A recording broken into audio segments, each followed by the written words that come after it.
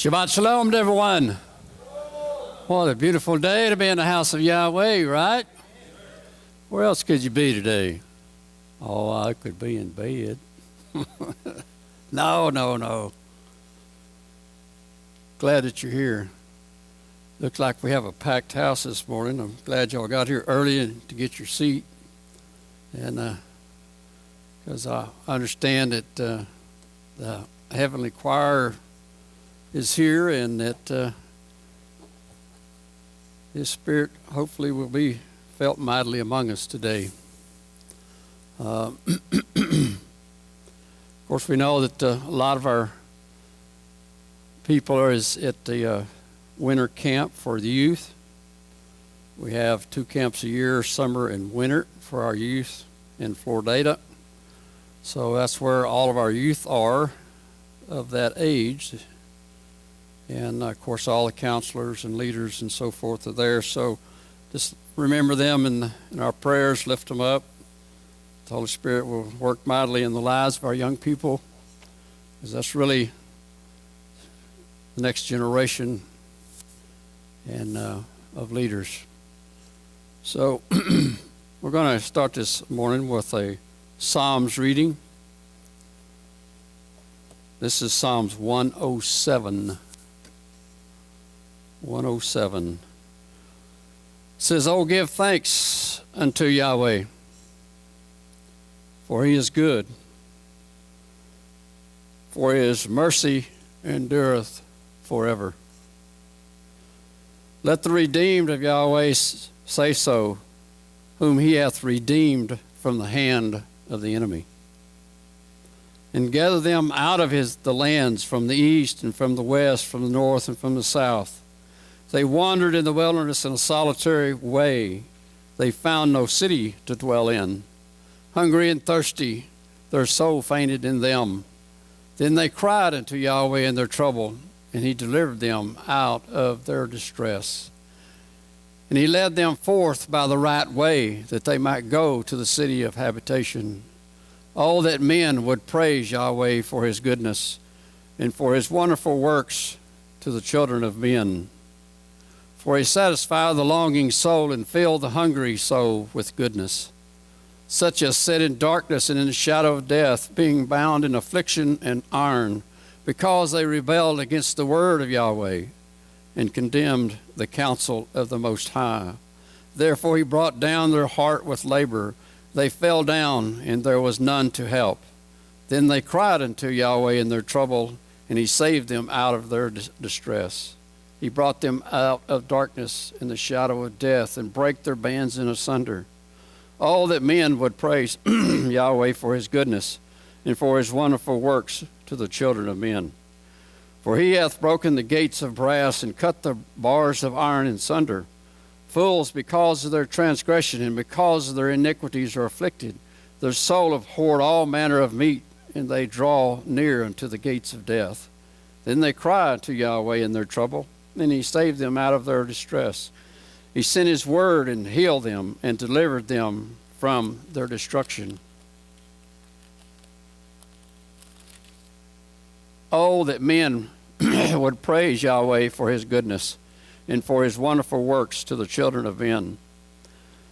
It says, and let them sacrifice the sacrifices of thanksgiving, and declare His works with rejoicing, that they go down to the sea in ships that do business in great waters. These see the works of the Yahweh, and His wonders in the deep. For He commandeth and raised the stormy winds, which lifted up the waves thereof. They mount up to the heaven, they go down again to the depths. Their soul is melted because of trouble. They reel to and fro and stagger like a drunkard man, and are at their wits' end. Then they cry unto Yahweh in their trouble, and He bringeth them out of their distress.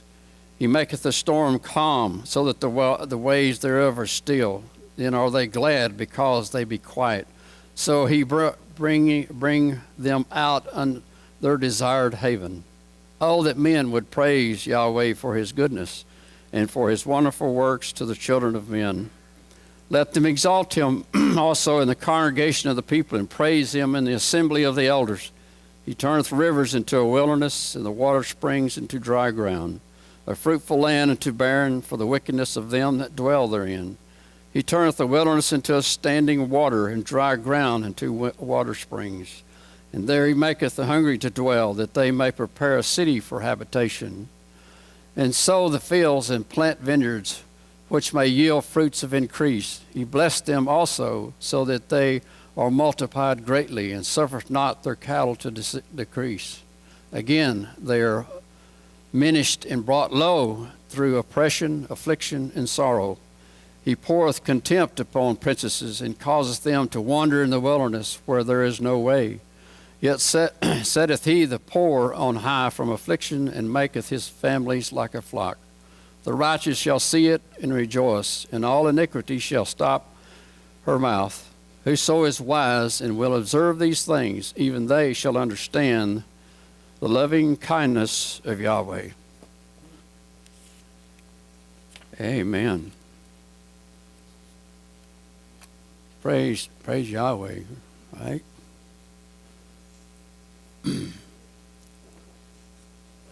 So I'm sure a lot of us have been there, and maybe we're still there, or maybe we've walked through that valley of shadow of death, maybe trying to do it on our own. And that's going to be part of our drashes this morning, is taking out of Exodus 13 through 17. Beshelach says when he lets go, So he's basically also calling for us to let go and to follow him. So as we begin, hardening of his arteries. Oh no, that's a bad thing. Exodus 14:4. And I will harden Pharaoh's heart, that he shall follow them after them. And I will gain honor over Pharaoh and over all of his hosts, that the Egyptians may know that I am Yahweh. And they did so. And it was told the king of Egypt that the people fled, and the heart of Pharaoh and of his servants was turned against the people. And they said, why have we done this, that we have let Israel go from serving us? And he made ready his chariot and took his people with him. And he took 600 chosen chariots, and all of the chariots of Egypt, and captains over every one of them. 600 of his elite Marines, and also the rest of the army, against about 2 million people on foot without any weapons at all. Says, well, God hardened his heart. You know, this is a question that's always comes up when we get to this Torah portion here. Well, a lot of people say, well, that's not really fair, you know.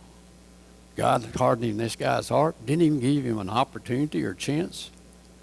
But as you study and read about it, you find a couple of things. One is that he hardened his own heart to start with. But we're going to look at, well, that's not fair. Can't be fair. God is supposed to be a God of love and long-suffering and patience and so forth. Read in Romans 9, and not only this, but when Rebekah also had conceived by one, even by our father Isaac, for the children being not yet born, neither having done any good or evil, that the purpose of Elohim according to election might stand, not of works, but of him that calleth. It was said unto her, the elder shall serve the younger, as it is written, Jacob have I loved, but Esau have I hated. What shall we say then? Is there unrighteousness with Elohim? May that never be so. For he saith to Moses, I will have mercy on whom I will have mercy, and I will have compassion on whom I will have compassion. Even before the birth, he said the older will serve the younger. So then, it is not of him that wills, nor of him that runs, but of Elohim that shows mercy. For the scripture says unto Pharaoh, even for this same purpose have I raised thee up, that I might show my power in thee, and that my name might be declared throughout all of the earth. Therefore hath he mercy on whom he will have mercy, and whom he hardens. Thou wilt say then unto me, why does he yet find fault? For who has resisted his will? Nay, but, O man, who art thou that repliest against Elohim? Shall the thing formed say to him that formed it, why hast thou made me thus? That'll give you some of the answers. It's where we look at it from our standpoint, our viewpoint. All we see is our little world that we live in. We don't really see the big picture. What is the overall picture that he's trying to paint? What is the plan from the beginning to the end? Was there a set down plan? Or did he kind of go like sometimes we do, just fly by the seat of our pants, and whatever happens, well, we'll adapt to it or change it or whatever? No, God said he knew the end from the beginning. So, as a lot of people say, this is beyond, above our pay grade. The reasoning for certain things that happen. Going back to Exodus 14, it says, Yahweh hardened the heart of Pharaoh, king of Egypt, and he pursued after the children of Israel, and the children of Israel went out with a high hand. With a high hand. We think that might have meant. Do you think maybe a bunch of pride, maybe? Or was it because that they had spoiled the children of Israel and they had all of their treasures with them? But the Egyptians pursued after them, all the horses and chariots of Pharaoh and his horsemen and his army, and overtook them and camped by the sea besides Philaroth and before Bezalzon. That Baal-Zevon. Looked up that word. It meant destroyer. Also has the meaning of cold. Also typhoon. Because we see in the very first part of that name is Baal. So we know that Baal was a false god, right? And this was really kind of an outpost for Egypt. It says, when Pharaoh drew nigh, the children of Israel lifted up their eyes, and behold, the Egyptians marched after them, and they were sore afraid. Can you ever place yourself there? You ever thought about what your emotions would be? And the children of Israel cried out unto Yahweh. And they said unto Moses, because there were no graves in Egypt, hast you taken us away to die in the wilderness? Wow. How quick do we change our tune. When the going gets tough, it gets a little binding. We always look around for somebody to blame. Why is these things happening? Somebody else must have done something. We live in a not me society. It's somebody else's fault. And they said unto Moses, says, is not this the word that we did tell thee in Egypt, saying, leave us alone, that we may serve the Egyptians?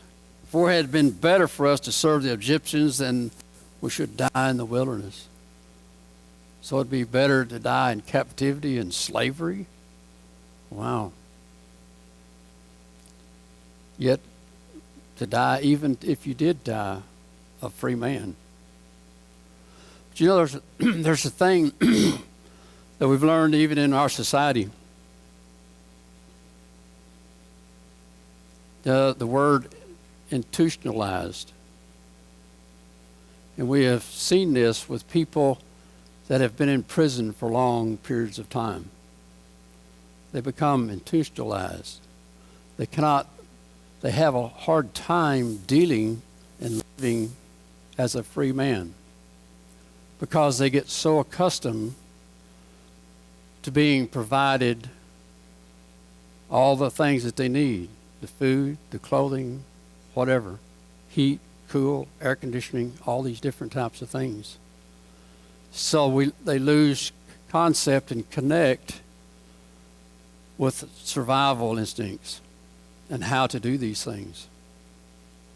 I've seen it within men that work for me that have been in prison for long periods of time. They have a hard time adjusting to the real world. And this is what we see because they were in slavery now for around 400 years. And they've been raised. It wasn't like the first generation after Joseph. It was a long period of time.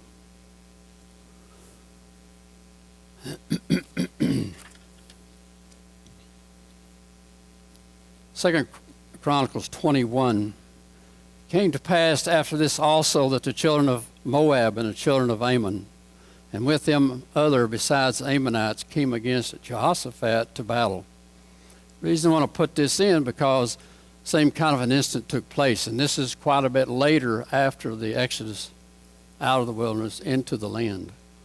And Jehoshaphat was the king of Judah, so it was even after the division of the kingdom. And he was a good king. He had taken over a mess. He had taken over a lot of groves and all the other high places and all these types of things that they had made to other gods, and he had begun to clean it up. It says, Then there came some that told Jehoshaphat, saying, There cometh a great multitude against thee from beyond the sea on this side of Syria. And behold, they be in Hazazon Tamar, which is Engadea. And Jehoshaphat feared and set himself to seek Yahweh and proclaimed a fast through all out of Judah. And Judah gathered themselves together to ask help of Yahweh. Even out of all the cities of Judah, they came to seek Yahweh.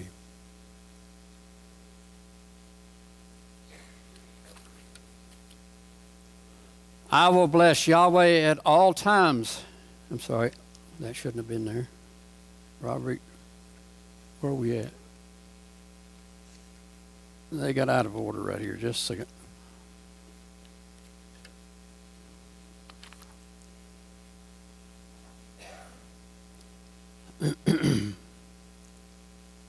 All right, that's it. Says, and said, O Yahweh Elohim of our fathers, art not thou Elohim in the heaven? And rule not thou over all of the kingdoms of the heathen? And in thine hand is there not power and might, so that none is able to withstand thee? Art not thou our Elohim, who didst drive out the inhabitants of this land before thy people Israel, and gave it to the seed of Abraham, thy friend forever? And they dwell therein, and have built thee a sanctuary therein for thy name, saying, If when evil cometh upon us as a sword, judgment, or pestilence, or famine, we stand before this house and in thy presence, for thy name is in this house, and cry unto thee in our affliction, then thou wilt hear and help.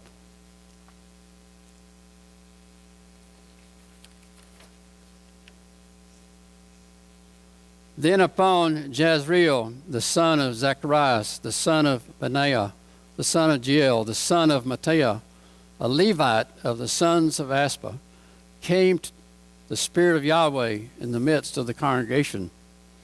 And he said, Hearken ye all Judah, and ye inhabitants of Jerusalem, and thy king Jehoshaphat.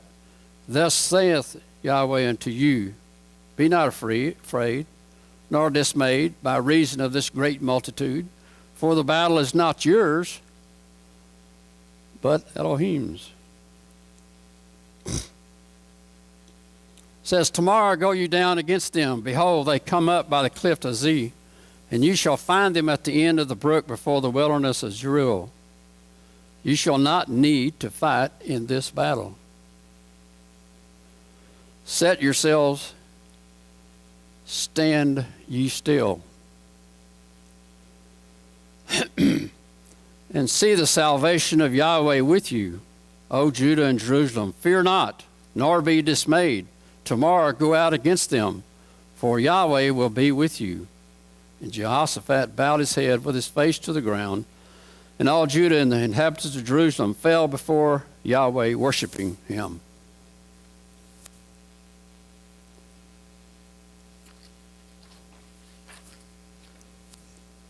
And they rose early in the morning and went forth into the wilderness of Tekoa. And they went forth, and Jehoshaphat stood and said, Hear me, O Judah, and you inhabitants of Jerusalem, believe in Jehovah, your Elohim. So shall ye be established. Believe his prophets, so shall you prosper. And when he had consulted with the people, he appointed singers. This is an interesting part. Appointed singers unto Yahweh, and that should praise the beauty of holiness as they went out before the army, and to say, Praise Jehovah, for his mercy endureth forever.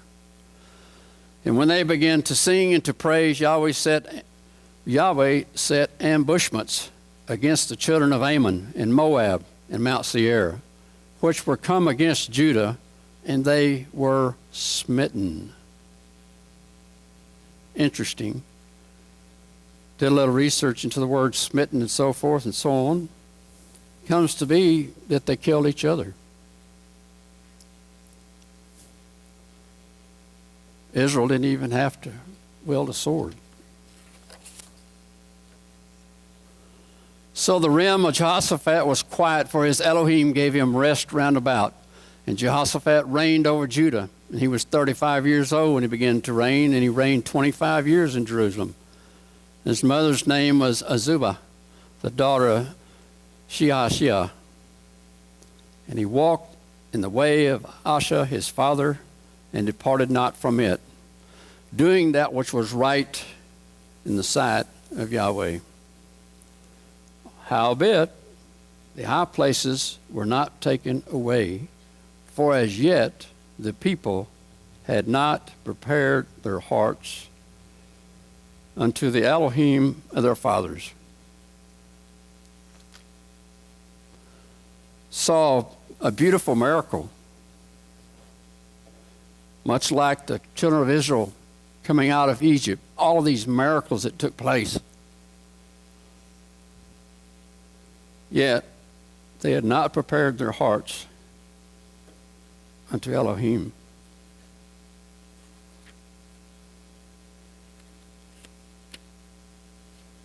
Do we sometimes find ourselves in that same place? Have we truly prepared our hearts towards Jehovah?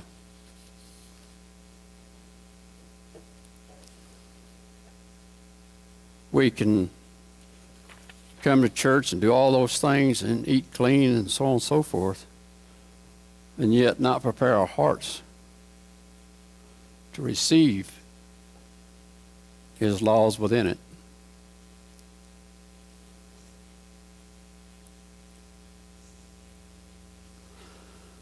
We read in Psalms 30, and the young lions do lack and suffer hunger, but they that seek Yahweh shall not want any good thing. Come, you children, hearken to me, I will teach you the fear of Yahweh. What man is he that desireth life and loveth many days, that he may say good? We all want to live good lives, don't we? Long lives, see our children, grandchildren, great-grandchildren. Keep thy tongue from evil and thy lips from speaking guile. Depart from evil and do good. Seek peace and pursue it. Seek peace and pursue it. How do you pursue peace? Big thing is control this little thing right here. That little tongue. And the eyes of Yahweh are upon the righteous, and his ears are open upon unto their cry. The face of Yahweh is against them that do evil, to cut off the remembrance of them from the earth. Wow. He's just a mean old God. He's a wrathful God. He kills people. Does he really?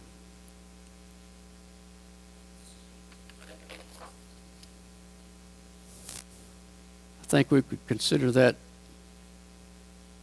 taking your own life. The righteous cry, and Yahweh hears and delivers them out of all of their troubles. Yahweh is nigh to them that are of a broken heart, and saves such as be of a contrite spirit. Many are the afflictions of the righteous, but Yahweh delivers him out of all of them.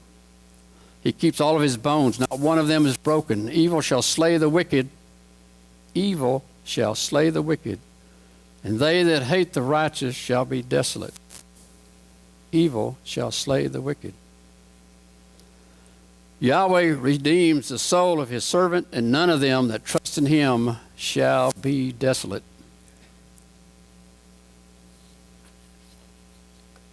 Do we believe that? Isaiah 44, Yet now hear, O Jacob, my servant, in Israel, whom I have chosen.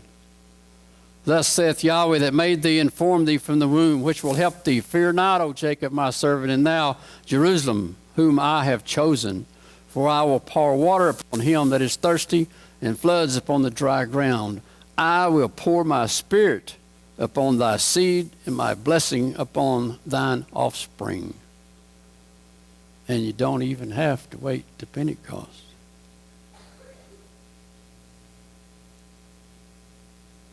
And they shall spring up as among the grass, as well as by the watercourses. One shall say, I am Yahweh's, and another shall call himself by the name of Jacob. And another shall subscribe with his hand unto Yahweh, and surname himself by the name of Israel. Don't we do that? Don't we consider ourselves Israel? We've been grafted in. Thus saith Yahweh, the King of Israel, and his Redeemer, Yahweh of hosts, I am the first and I am the last, and besides me there is no Elohim. And who as I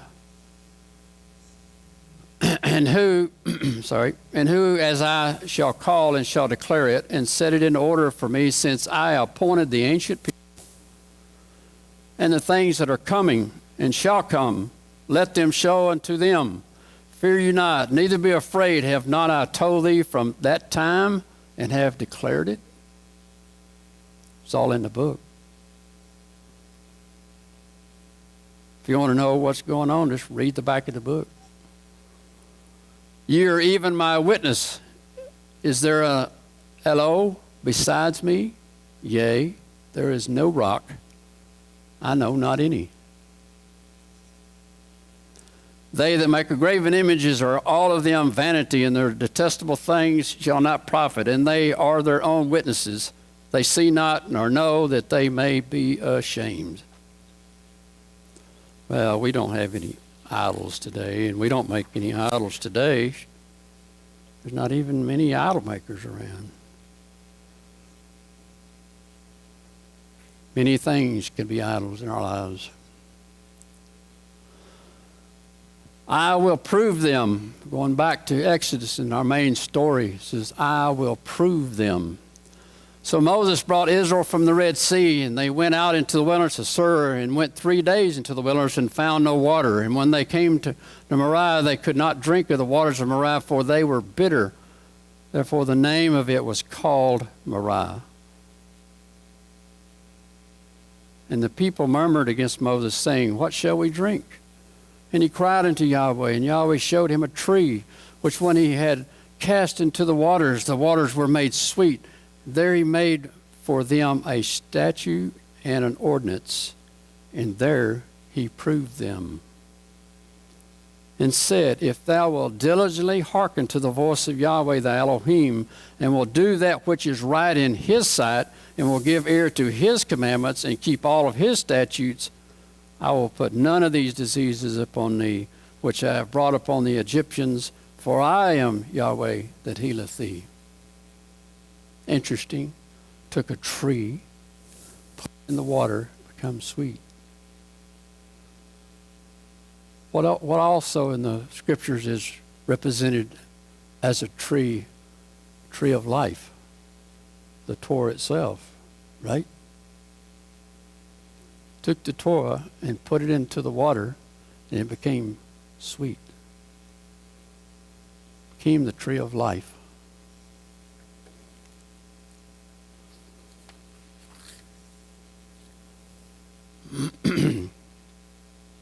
But I'm starving to death. Have you ever said that? I bet you have. I bet your kids have too. Mom, I'm starving to death.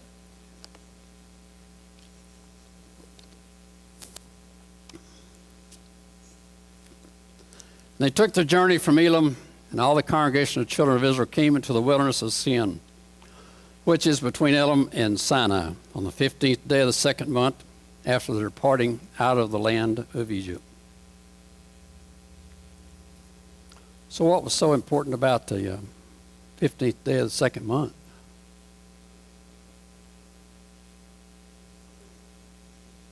This is second Passover, the beginning of the Feast of Unleavened Bread, second month, second Passover.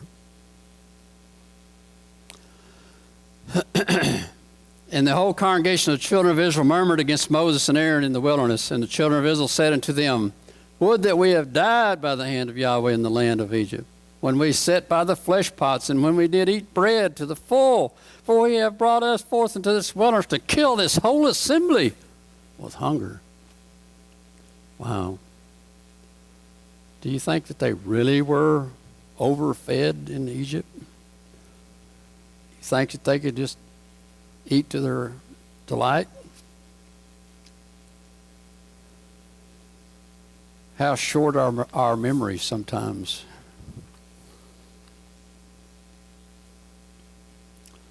Will you walk in my ways? That was the question. Then said Yahweh unto Moses, Behold, I will rain bread from heaven for you, and the people shall go out and gather a certain rate every day, that I may prove them whether they will walk in my law or not. Now, getting bread and eating, what does that have to do with the law? What it's talking about, feeding people. Talking about bread.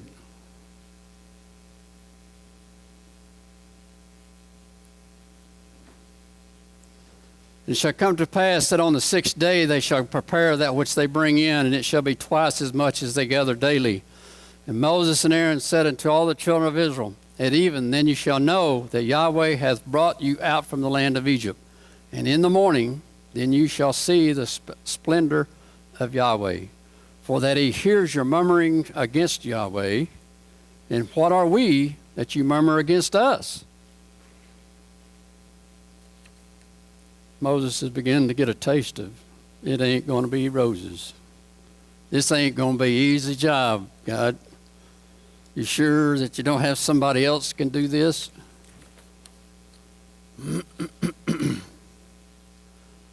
Whose fault is it anyway? Is it Moses' fault? Is it your neighbor's fault? Whose fault is it? And Moses said, This shall be, when Yahweh shall give you in the evening flesh to eat, in the morning bread to the full.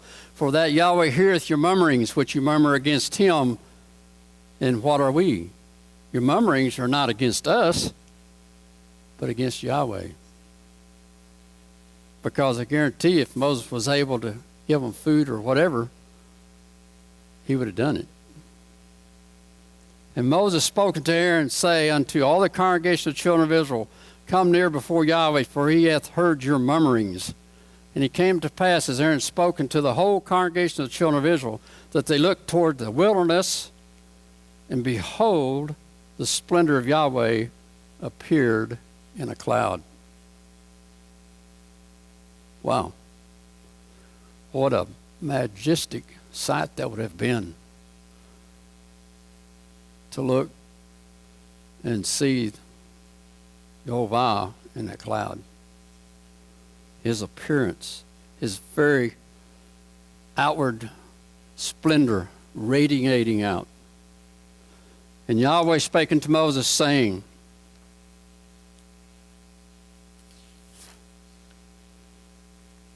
I have heard the murmurings of the children of Israel speaking to them, saying, between the evenings you shall eat flesh, and in the morning you shall be filled with bread, and you shall know that I am Yahweh, your Elohim.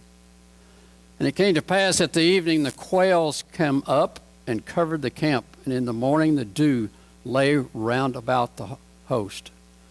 And when the dew that lay was gone up, behold, upon the face of the wilderness there lay a small round thing, as small as the hoarfrost on the ground. And when the children of Israel saw it, they said one to another, what is it? What is that on the ground out there? For they knew not what it was. And Moses said unto them, this is the bread which Yahweh hath given you to eat.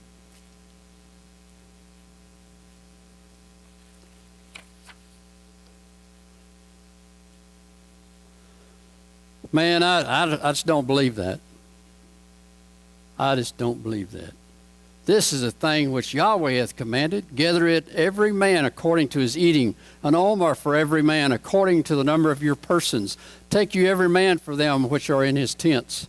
The children of Israel did so and gathered some more, some less. And when they did measure it with an omer, he that gathered much had nothing over, and he that gathered little had no lack.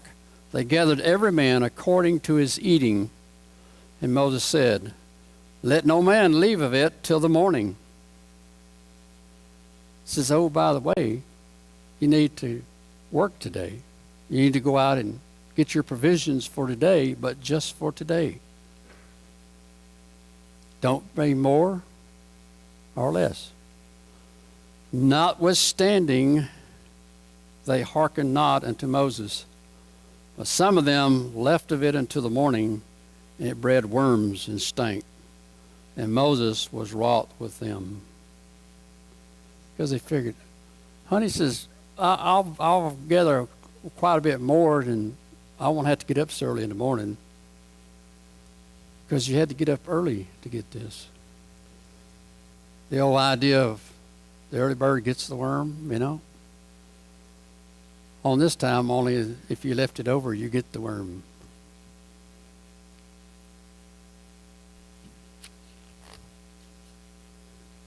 Yet, what is this law that God keeps calling about? And he said unto them, this is that which Yahweh has said. Tomorrow is the rest of the holy Shabbat unto Yahweh.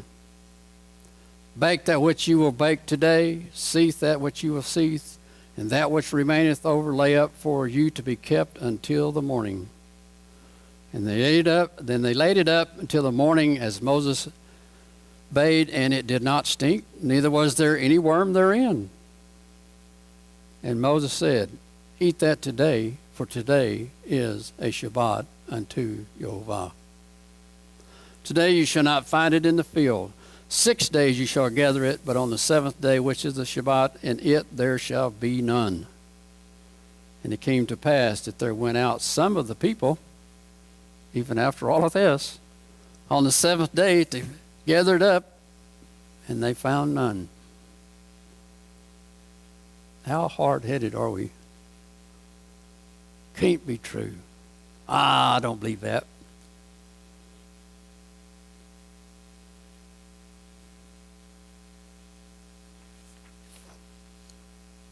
And Yahweh said unto Moses, how long refuse you to keep my commandments and my laws?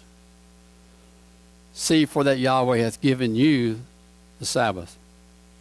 Therefore he giveth you on the sixth day, the bread of 2 days. Abide ye every man in his place. Let no man go out of his place on the seventh day. So the people rested on the seventh day. Oh, but man, I've got to work on Shabbat. I've got bills. I got a family to feed. Even though maybe that you hadn't worked in a week. And they said, well, you'll need to come in Saturday and work. Well, God knows my heart. God knows my needs. He's given me this family. I have to provide for them.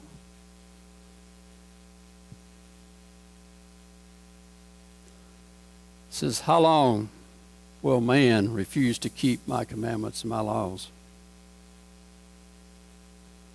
We read in Mark 2.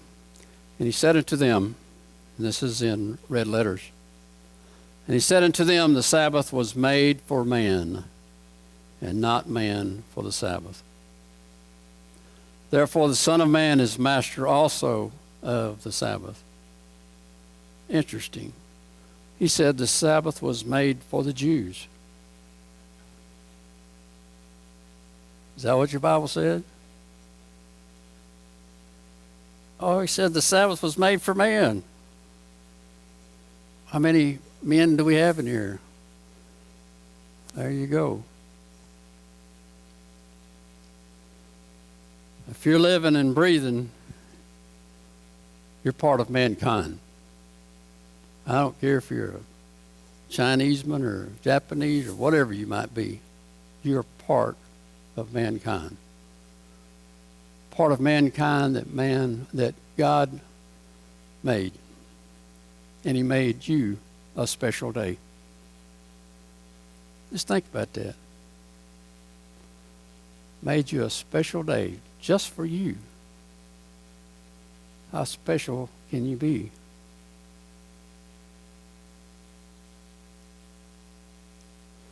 Well, I've got to work. Well, I'd like to really go out and shop today. It's a good day.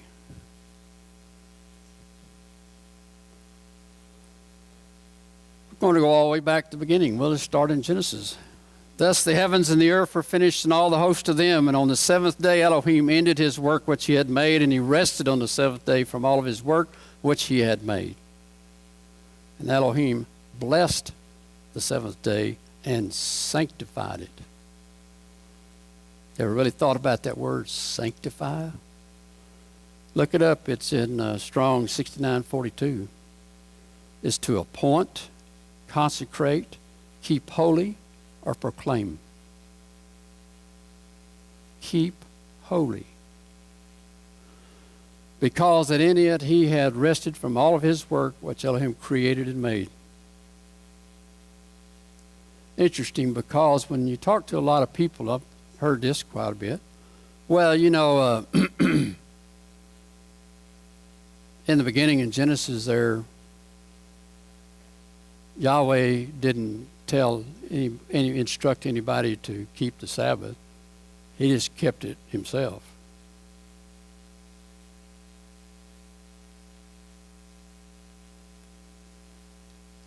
So within the words in itself of being sanctified, to appoint the day, to consecrate it to him, to keep it holy to him, to proclaim unto all mankind.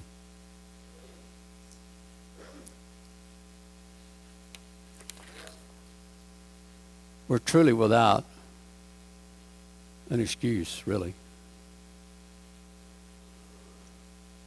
Going back to Exodus, speak thou also unto the children of Israel, saying, verily my Sabbaths you shall keep, for it is a sign between me and you throughout your generations, that you may know that I am Yahweh that doeth sanctify you. There's that same word. I'm going to set you a day aside, but I'm going to also set you aside. As you keep and sanctify my Shabbat, you become sanctified. That's what it says, right? That I am Yahweh that doeth sanctify you.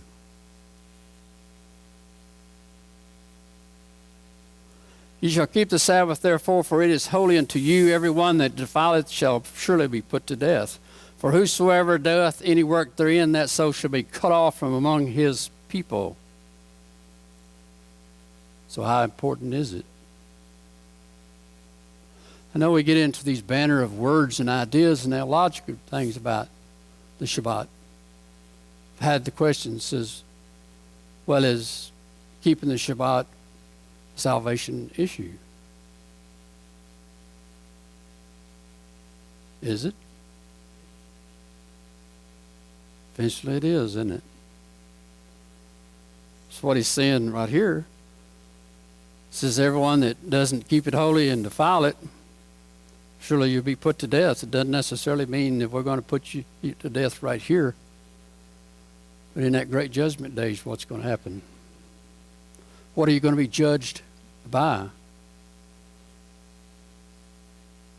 Is it going to be you be judged just because you loved or didn't love somebody? Or you didn't love your neighbor, or you did love your neighbor, and you did the best of those things you could do for your neighbor? Is that the only standard? It's a problem what we see in this world is that when we want to do away with all standards, oh, don't judge me. We don't have to judge you. The Word judges you. It's put there for a witness, is what he said. We read it earlier. In Isaiah, it says, you are my witnesses. My law is a witness. We have preachers that are saying to do away with totally, not just the Old Testament, but all of the Bible. Unhitch Christianity from all of the Bible and from the Ten Commandments. And it's just about the event of the resurrection of Christ. So if you did away with all of the scriptures, particularly the Old Testament, how do you know that that event of that man that they call Yeshua was the Son of God in first one thing another? Because at the same time that Yeshua was on this earth, there was 12 other men with the name of Yeshua.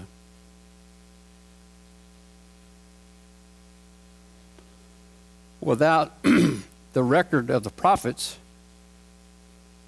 you would never know if he was the one or not.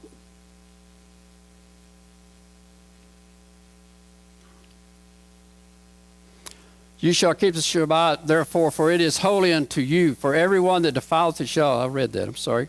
We're down to 16. Wherefore the children of Israel shall keep the Shabbat to observe the Sabbath throughout their generations for a perpetual covenant. Perpetual means until I change my mind, or until the New Testament comes along, and then we're going to change that covenant. Is that what perpetual means? It is a sign. The word sign is ot in Hebrew, and it's in Strong's 226. It's a signal, a beacon, evidence. So you have an evidence that covenant is between me and the children of Israel forever. For in 6 days Yahweh made heaven and earth, and on the seventh day he rested and was refreshed. But, brother, well, that was for Israel. That's for those Jews. And I'm not a Jew. I carry a good badge that says Gentile. So, therefore, that sign's not for me. No. Jehovah says, here's your sign. Remember when that was so popular? Here's your sign. Now, when you read in the New Testament, it says, if you accept and believe the Messiah, then you are the son of Abraham, right? And heirs according to the promises of God. Ephesians 2, read it. The problem is we want all of the promises and everything, but we don't want nothing else that goes with it.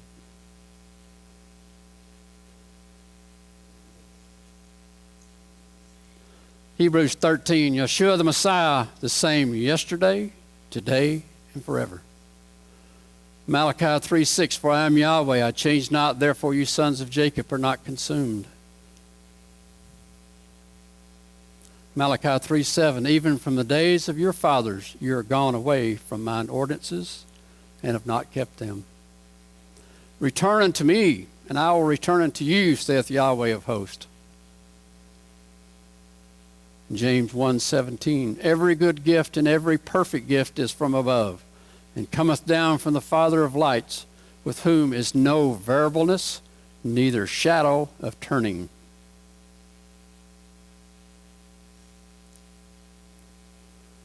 Of his own will begot he us with the word of truth, that we should be a kind of firstfruits of his creatures. Wherefore, my beloved brethren, let every man be swift to hear, slow to speak, slow to wrath.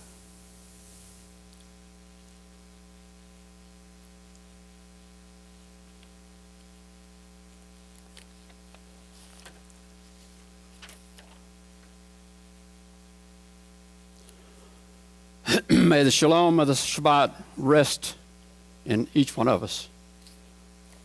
Shabbat shalom.